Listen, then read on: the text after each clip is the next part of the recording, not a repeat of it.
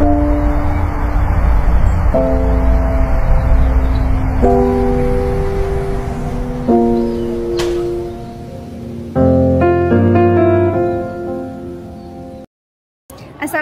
warahmatullahi wabarakatuh. Kami dari kelompok 3 akan menjelaskan tentang materi ilmu kalam dalam dinasti Abbasiyah. Sebelumnya, kenalkan dulu anggota kami dari saya Aisyah Nurjanah dengan NIM 225221211 dan saya Elsa Putri Maulida dengan NIM 225221209. Dan saya Zulfa Fauzia Azhara dengan nomor NIM 225221210. Dan saya Nika Aurelia dengan NIM 225221212. Dan saya Nimatri Fadilah dengan NIM 225221213. Materi yang pertama yaitu sejarah dinasti Abbasiyah. Landasan garis Abbasiyah dimulai dengan runtuhnya tradisi Umayyah yang mendorong runtuhnya garis Umayyah di Damaskus dengan segala bentrokan yang ada di dalam tubuh kaum Bani Umayyah, membuat kaum Abbasiyah tampil sebagai pengganti wibawa kaum muslimin. Konfrontasi pemberontakan otoritas Abbasiyah terhadap Bani Umayyah mendapat kepekaan yang besar dari masyarakat, terutama dari kalangan Syiah. Dorongan tersebut datang karena adanya jaminan untuk mendirikan kembali ekuitas seperti yang dilakukan oleh Khulafaur Rasyidin Daulah Abbasiyah yang dibangun benar-benar atas dasar penyalahgunaan pemegang kendali Daulah Umayyah seperti pelanggaran Tandan, Suka, Kian, dan Sahabat, serta penganiayaan terhadap Syiah, Hashimiyah, dan pengecualian terhadap Muslim Ajam. Dalam pengembangan Daulah Abbasiyah dibagi menjadi 5 periode, yaitu periode yang pertama pada tahun 750 Masehi sampai 847 Masehi, yang para khalifah Abbasiyah berkuasa penuh. Periode kedua pada tahun 847 Masehi sampai 945 Masehi, disebut periode pengaruh Turki. Periode yang ketiga yaitu pada tahun 945 Masehi sampai dengan 1055 Masehi. Pada masa ini Daulah Abbasiyah di bawah kekuasaan Bani Buwayhi. Periode keempat yaitu pada tahun 1055 Masehi sampai 1194 Masehi. Dalam periode ini ditandai dengan kekuasaan Bani Saljuk atas Daulah Abbasiyah. Periode kelima yaitu pada tahun 1194 Masehi sampai dengan 1258 Masehi. Periode ini Khalifah Abbasiyah tidak lagi berada di bawah kekuasaan dinasti tertentu. Mereka merdeka atas kekuasaan tetapi hanya di Baghdad dan juga di sekitarnya. Untuk selanjutnya yaitu Mu'tazilah. Mu'tazilah dalam sejarah. Mu'tazilah merupakan reaksi yang lahir bukan saja dari kemelut antara Khawarij dan Murji'ah. Hal itu dapat dilihat bagaimana Wasil bin Ata yang berpendapat terkait dengan status pelaku dosa besar. Pada awal abad kedua Hijriah, Mu'tazilah hadir selain faktor teologis. Aliran ini juga sebagai bentuk netralitas para sahabat atas dinamika politik yang terjadi, terutama pasca Perang Siffin yang berakhir pada arbitrase antara Ali bin Abi Thalib dan Muawiyah bin Abi Sufyan. Mu'tazilah dengan ajaran rasionalitas dan filosofinya belum mendapatkan perhatian dari umat Islam. Kelompok ini baru menjadi terkenal pada masa dinasti Abbasiyah yang dipimpin oleh Khalifah Al-Ma'mun 198 Hijriah. Bahkan Mu'tazilah menjadi aliran negara secara resmi hingga momen mihnah untuk menguji apakah Al-Quran merupakan makhluk yang tidak qadim. Dasar akidah Mu'tazilah. Perbedaan dalam konteks ilmu kalam juga terjadi dalam aliran Mu'tazilah, sebagaimana berpandangan bahwa tingkah laku seseorang berasal dari manusia sendiri. Oleh karena itu, berlaku atas mereka perkara dosa dan pahala. Berbeda pandangan Ahl al-Hadis bahwa perbuatan seseorang telah diciptakan Allah Subhanahu wa taala. Menurut Hakim, Mu'tazilah berpendapat bahwa sifat dan zat Allah tersendiri berdiri sendiri seperti sifat al-Qudrah, al-Sama, al-Basar, dan tidak termasuk dalam sifat al-Qadim. Secara tidak langsung, Mu'tazilah telah menafikan sifat-sifat Allah. Sedangkan Ahl al-Hadis menyebutkan bahwa sifat Allah terdiri atas zat Allah, seperti pandangan yang mengatakan bahwa Al-Quran adalah makhluk, merupakan bagian dari menafikan sifat-sifat Allah. Perdebatan atas khalq Al-Quran terus berkembang pada masa Abbasiyah di bawah kepemimpinan Al-Ma'mun, Al-Mustasim, dan Al-Wasiq.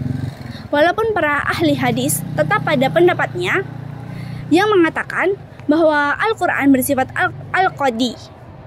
sebagaimana sifat Allah Subhanahu wa Ta'ala. Untuk itu, Mu'tazilah menggunakan dalil jika Al-Quran adalah kalam Allah, maka ia bersifat Al-Qadim dan hal tersebut sangat mustahil mempertemukan dua kekhadiman. Kemudian kontribusi Mu'tazilah. Mu'tazilah menjadikan akal sebagai dalil utama dibandingkan sumber hukum lainnya dalam Islam, sebagaimana Al-Quran, Al-Hadis, Ijma' dan Qiyas. Mu'tazilah juga memberikan kontribusi di bidang politik pada masa awal dinasti Umayyah dan dinasti Abbasiyah. Mu'tazilah selain mewarisi pemahaman Jabariyah, juga dipengaruhi juga oleh paham Qadariyah. Hal tersebut dibuktikan ketika Zaid bin Ali menumbangkan kekuasaan Khalifah Hisham bin Abdul Al-Malik pada 739 Masehi.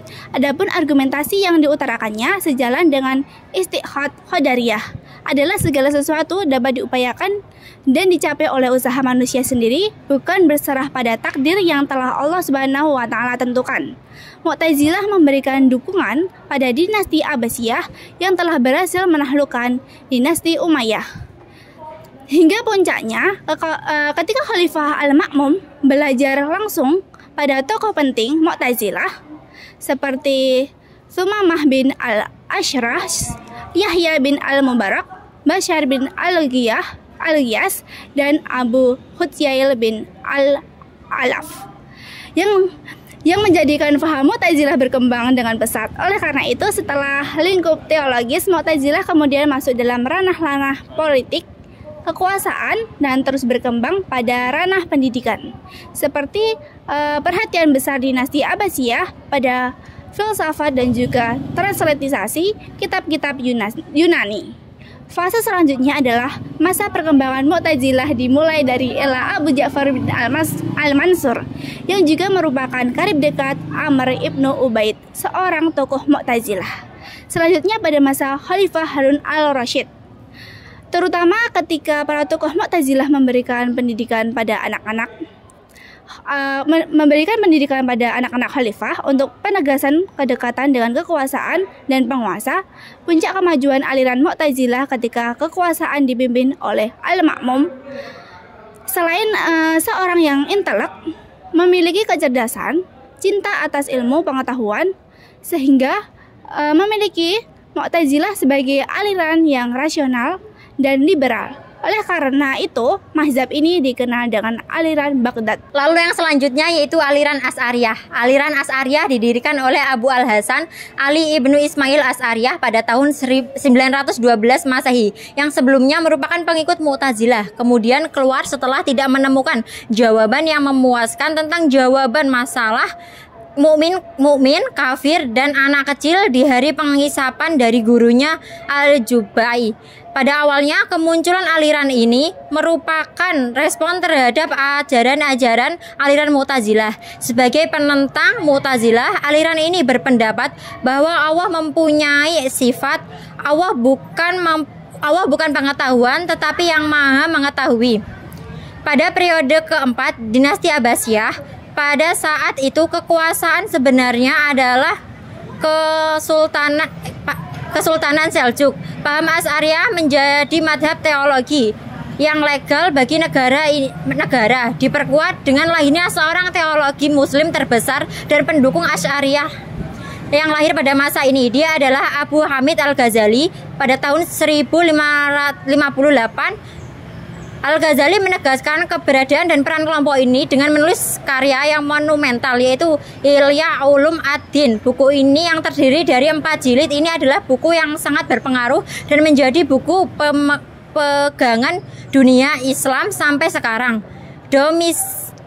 Dominasi kualitas dan kuantitas madhab Asy'ariyah pada periode ini tidak lepas dari dukungan politik Kesultanan Seljuk yang melegalkan madhab ini sebagai madhab negara. Tidak hanya itu, keberadaan Asy'ariyah semakin dipertegas lagi dengan didirikannya Madrasah Nizamul Mulk yang berfungsi sebagai produsen para ahli dan tokoh yang membesarkan Asy'ariyah di masa selanjutnya seperti Al-Ghazali. Materi selanjutnya adalah pokok-pokok ajaran Asy'ariyah. 1. Zat dan sifat Tuhan menurut Al-Asy'ariyah, Tuhan mempunyai sifat. Mustahil Tuhan mengetahui dengan zatnya. Tuhan bukan pengetahuan atau al-ilm, tetapi yang mengetahui al-alim. Tuhan mengetahui dengan pengetahuan dan pengetahuannya bukanlah zatnya. Demikian pula dengan sifat-sifat seperti sifat hidup, berkuasa, mendengar dan melihat. Yang kedua, kekuasaan Tuhan dan perbuatan manusia menyangkut masalah kekuasaan Tuhan. Asy'ariyah berpendapat bahwa tidak ada satupun yang bisa menghalangi kekuasaan Tuhan dan menolak keberadaan dari semua penyebab. Dan ketiga, kalam Tuhan. Pemikiran kalam Asy'ariyah tentang kalam Tuhan ini dibedakan menjadi dua, yakni adanya kalam nafsi dan kalam lafzi. Kalam nafsi adalah kalam dalam artian abstrak, ada pada zat atau diri Tuhan. Ia bersifat qadim dan azali serta tidak berubah oleh adanya perubahan ruang, waktu dan tempat. Maka Al-Quran sebagai kalam Tuhan dalam artian ini bukanlah makhluk, sedangkan kalam nafsi adalah kalam dalam artian sebenarnya atau hakiki. Ia dapat ditulis, dibaca, atau disuarakan oleh makhluknya, yakni berupa Al-Quran yang dapat dibaca sehari-hari. Yang keempat, yaitu ru'yah. Ru'yah kepada Tuhan, pemikiran kalam Al-Asy'ariyah tentang ru'yah kepada Tuhan atau melihat Tuhan di akhirat. 5. Pelaku dosa besar. Tentang pelaku dosa besar, pemikiran Al-Asy'ariyah terlihat jelas penolakannya terhadap pemikiran kalam Mu'tazilah yang menyatakan bahwa pelaku dosa besar sekalipun tetap beriman dan taat, tidak ada keluar dari neraka selama ia belum bertaubat dari dosa besarnya itu. Sejarah kemunculan aliran Al-Maturidiyah.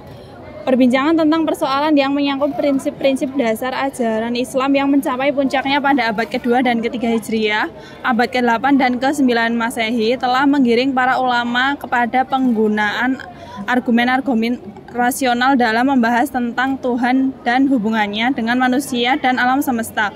Hal ini menurut Ayub Ali telah mengakibatkan lahirnya sebuah ilmu pengetahuan baru dalam lapangan pemikiran Muslim yang dikenal dengan ilmu al-kalam. Mu'tazilah dipandang sebagai kelompok yang mula-mula menurut penggunaan nalar atau ra'yu dalam teknologi Islam. Pada perkembangan berikutnya lahirlah aliran tengah yang dikenal dengan Al-Sunnah wa Al-Jamaah yang dalam metode kalamnya menggunakan pendekatan rasio atau rayu dan nas atau nak. Kedua, aliran ini menentang paham teologi Mu'tazilah dan masing-masing menggunakan pendekatan rayu dan nakal, tapi di antara keduanya juga terdapat perbedaan. Aliran Maturidiyah didirikan oleh Imam Abu Mansur Al-Maturidi, atau nama lengkapnya adalah Abu Mansur Muhammad bin Mahmud Al-Maturidi As-Samarqandi Al-Hanafi. Adalah salah satu seorang ulama ahlu sunnah wal jamaah dan imam aliran akidah Maturidiyah yang dianut sebagai besar pengikut mazhab Hanafi serta ahli ilmu kalam. Tokoh ajaran aliran Al-Maturidiyah Samarkand. Tokoh utama dalam aliran Maturidiyah Samarkand adalah Abu Mansur Muhammad bin Mahmud Al-Maturidi As-Samarqandi Al-Hanafi sendiri. Al-Maturidi adalah murid seorang imam hadis yang sangat terkenal dalam bidang fikih, yaitu Abu Hanifah, dan juga diajar oleh pemuka-pemuka agama lainnya. Dari guru-gurunya itu membuat Al-Maturidi menjadi paham dan dikenal pakar dalam bidang fikih, ilmu kalam, tafsir, sekalipun akhirnya ia lebih populer sebagai mutakalimin. Adapun pemikiran dari beliau adalah 1. Akal dan wahyu, 2. Pelaku dosa besar, 3. Imam dan kufur, 4. Perbuatan Tuhan yang perbuatan manusia, 5. Sifat-sifat Tuhan, 6. Kehendak mutlak Tuhan dan keadilan. Tokoh-tokoh ajaran aliran Al-Maturidiyah Bukhara. Tokoh utama dari aliran Al-Maturidiyah Bukhara adalah pengikut Al-Maturidi sendiri yang pada akhirnya memiliki pemahaman yang berbeda dengannya dalam hal-hal kalam yang lebih cenderung kepada pemahaman Al-Asy'ariyah. Dia adalah Abu Yus Muhammad bin Al-Husain bin Abdul Karim Al-Bazawi. Adapun ajaran-ajaran dari Al-Bazawi yaitu 1. Akal dan wahyu, 2. Pelaku dosa besar, 3. Imam dan kufur, 4. Perbuatan dan perbuatan manusia, 5. Sifat-sifat Tuhan, 6. Kehendak mutlak Tuhan dan keadilan. Ini tadi penjelasan dari kelompok kami tentang materi ilmu kalam pada masa dinasti Abbasiyah. Terima kasih.